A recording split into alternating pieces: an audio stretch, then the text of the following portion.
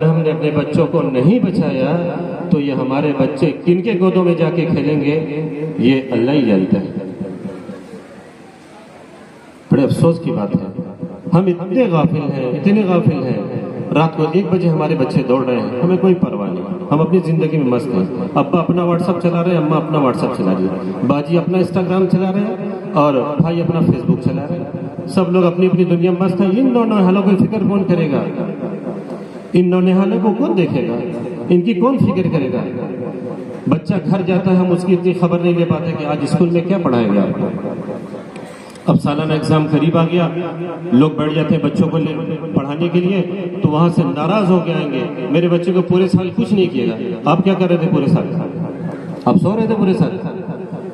آج آپ کو یاد آیا، یہاں سے فون جا رہا ہے، کمپلین جا رہی ہے، کوئی فون ہی نہیں اٹھا رہا، کوئی مطلب ہی نہیں ان سے۔ ابھی اس نے کہا نا بچے نے، ہم کیا کریں، تو جانا تورا کام جانا ہے، یہ ہے معاملہ۔ آئیں گے کہیں گے کہ بچے کو اس کام سے لے جانا ہے، کوئی عذر بتائیے، ڈائریکٹ کہیں گے کہ ہم کو ڈگری نہیں لینا ہے۔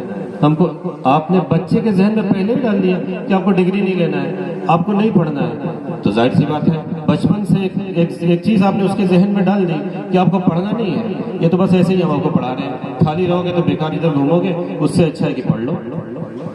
بچپن سے ہی اس کو کیا بننا ہے۔ ہم لوگ اسکول میں پڑھتے تھے، ابا ہمارے کہتے تھے کہ یہ مولانا نعمان بنیں گے، یہ مولانا انعام بنیں گے، یہ مولانا حسان بنیں گے۔ ہم لوگ آپس میں پوچھتے تھے، پڑھاتے اسکول میں ہیں اور خواب دکھاتے ہیں مولوی کا۔ لیکن اتنا بولا کہ اسکول خراب لگنے لگا اور مولویت کی پڑھائی اچھی لگنے لگی۔ ان کو ایک بار نہیں کہنا پڑا کہ آپ عالم بن جاؤ۔ ہم لوگ خود پوچھتے تھے کہ حفظ کب شروع کرنا ہے، عالم کب بننا ہے، اس لیے بار بار ان کو بولنا پڑے گا، بار بار یہ بات کہنی پڑے گی۔ ہمیشہ ان کو بڑا خواب دکھائیے، ہمارے یہاں کوئی خواب نہیں۔ ہمارے یہاں تو پیسہ آیا، بچے کو بائک دے دی، موبائل دے دیا، جیب میں پیسہ ڈال دیا، جاؤ ڈھابے کی سیر کرو، جاؤ رات بھر دوستوں کو لے کر گھومو اور اپنے علاقے میں فضا بناؤ۔ میرے محترم سرپرست حضرات، یہ بڑی فکر کی بات ہے۔ ہمارے معاشرے میں جو خرابی آ رہی ہے، اس خرابی کی بنیادی وجہ ہم اور آپ ہیں، کوئی دوسرا نہیں خرابی لا رہا۔ اس علاقے میں باہر کا کون ہے؟ ہم اور آپ ہیں، ہم ہی معاشرہ ہے، ہم ہی یہاں کا ماحول ہے، اور ہم کیا کر رہے ہیں؟ جو ہم کریں گے وہی سامنے آئے گا۔ اس لیے میں سرپرست حضرات سے درخواست کرتا ہوں کہ آپ اس کی فکر کریں۔ ہمارا کوئی بچہ حفظ چھوڑ دیا، اسکول چھوڑ دیا، یہ تو پورے گاؤں کی ذمہ داری ہے کہ اس کی فکر کرے۔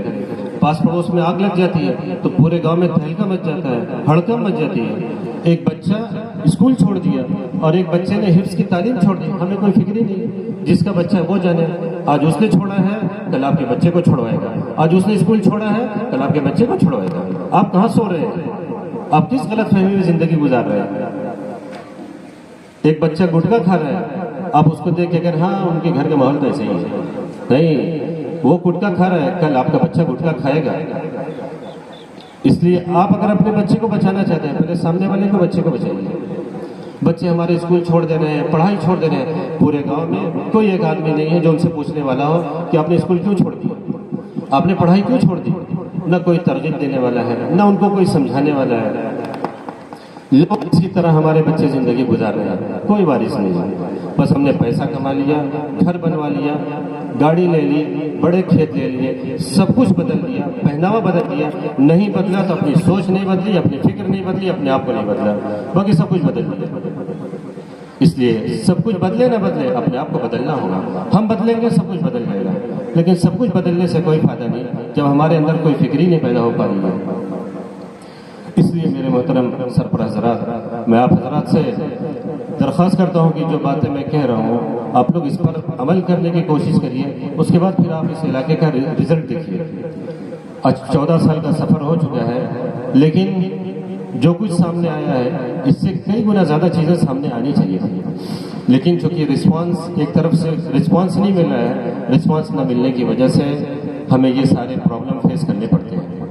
اس لیے میں آپ لوگوں سے کہوں گا کہ اپنے بچوں کی تعلیم اور تربیت دونوں پر دھیان دیجیے، اور اپنے بچوں کو اچھے اسکول میں ڈالیے۔ ہم یہ نہیں کہیں گے کہ ہمارے یہاں ڈالیے، اچھے اسکول میں ڈالیے۔ ابھی ایک پورا پروگرام اسکول کے مقصد پہ کروایا تھا ہم نے کہ آپ کو اسکول کا مقصد معلوم ہونا چاہیے کہ اسکول والا اسکول کیوں چلا رہا ہے، آپ کی اسکول چلانے کی کیا وجہ ہے۔ یہ ایک مکالمہ میرے ذہن میں کب آیا، میں لال گنج میں بیٹھا ہوا تھا، ہماری گاڑی خراب تھی، بس وہاں پہ بیٹھا ہوا تھا، 4-5 مینیجر بیٹھ کے بات کر رہے تھے۔